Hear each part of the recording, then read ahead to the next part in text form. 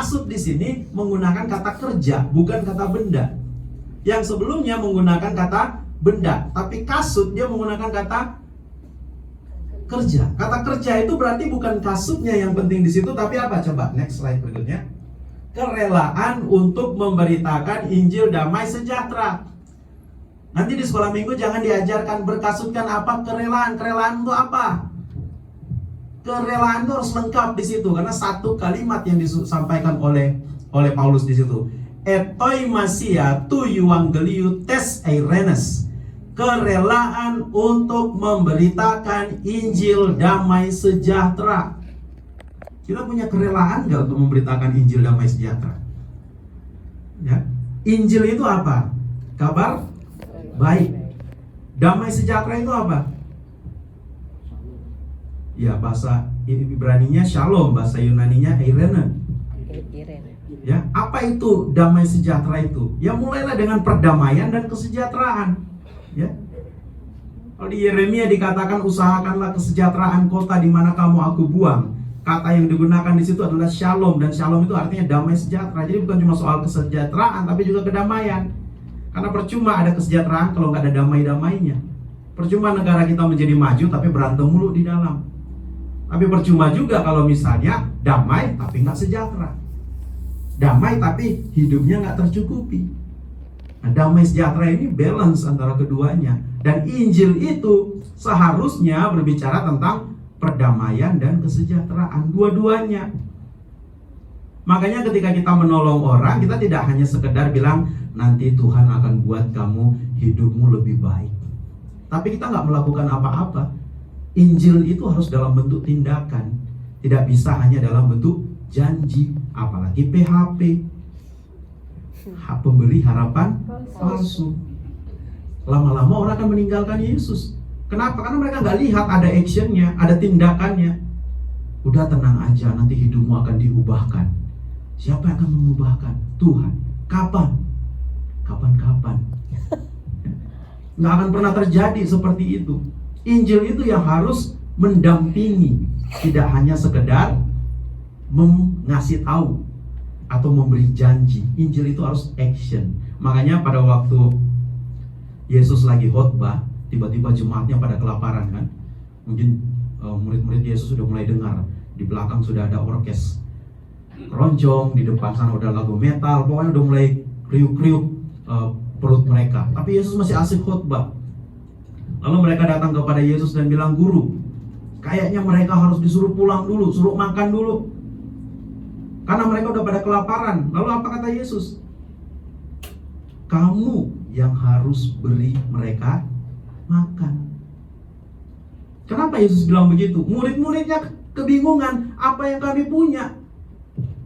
Makan sehari-hari aja mungkin mereka pas-pasan. Nah sekarang harus disuruh beri makan 5.000 orang. Artinya dalam tindakan Injil, kita memang diajarkan untuk selalu percaya bahwa ketika kita melakukan kebaikan, Tuhan ada bersama-sama dengan kita. Amin.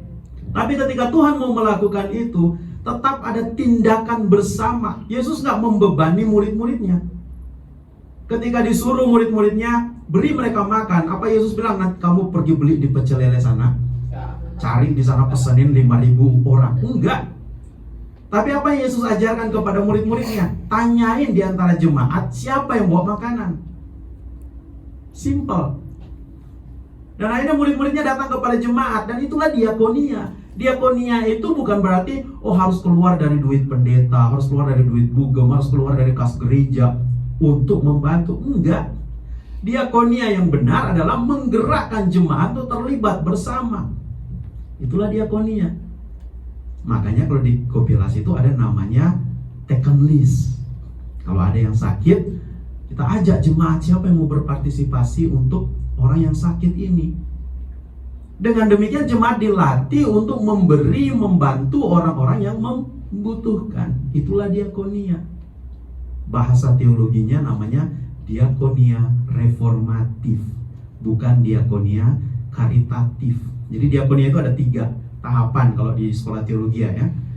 Diakonia karitatif, diakonia reformatif, dan diakonia yang terakhir namanya transformatif. Diakonia karitatif itu kalau ada bencana kita datang kasih bantuan, itu karitatif.